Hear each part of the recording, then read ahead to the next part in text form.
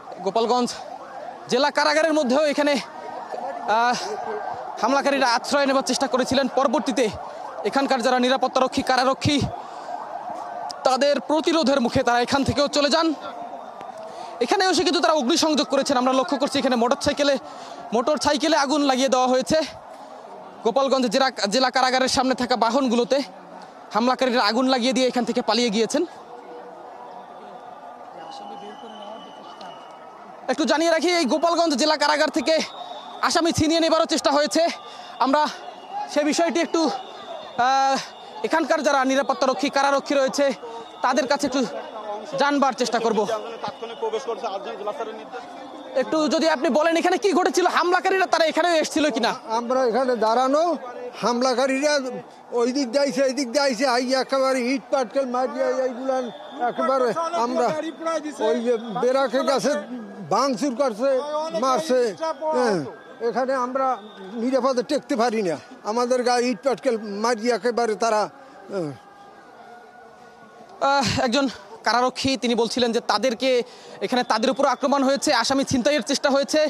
এখানে দেখতে পাচ্ছি যে এখানে ইট পাটকেল নিক্ষেপ করে জেলা কারাগারের কিন্তু কাচের গ্লাসগুলো ভেঙে ফেলা হয়েছে, চেয়ার ভেঙে ফেলা হয়েছে এবং এখানকার কর্মকর্তাদের যে গাড়ি সেই গাড়িগুলোতে আগুন দেওয়া হয়েছে। কারারক্ষীরা অভিযোগ করছিলেন তাদের প্রিজন ভ্যান সহ এখানে যে স্থাপনাগুলোতে আঘাত করা হয়েছে, ইট পাটকেল ছড়া হয়েছে, গাড়িতে আগুন দেওয়া হয়েছে। আসামি ছিনিয়ে নেবার চেষ্টা আমরা এখানে একটু লক্ষ্য করছি। এখানে একজন গেটে ছিলেন, আমরা আপনার সঙ্গে কথা বলতে চাই। এখানে কি ঘটেছিল আসলে একটু যদি ঘটনাটা বিশ্লেষণ করেন।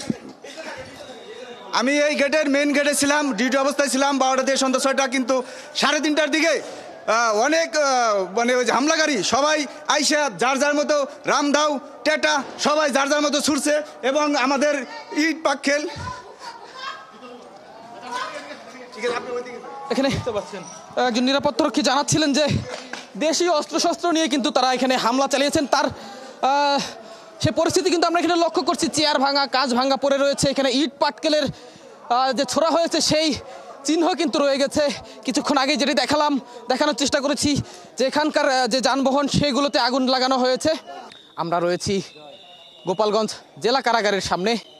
কিছুক্ষণ আগেই জানাচ্ছিলাম যে এই জেলা কারাগারে এসেও কিন্তু হামলাকারীরা ভাঙচুর চালিয়েছে, অগ্নিসংযোগ করেছে এবং এখানকার যারা নিরাপত্তারক্ষী তারা জানাচ্ছিলেন যে এখান থেকে আসামি ছিনতাইয়ের চেষ্টা হয়েছে।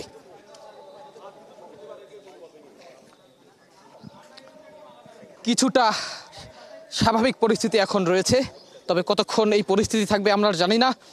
হামলাকারীরা এখনও গলির মুখে অলিতে গলিতে লুকিয়ে রয়েছেন।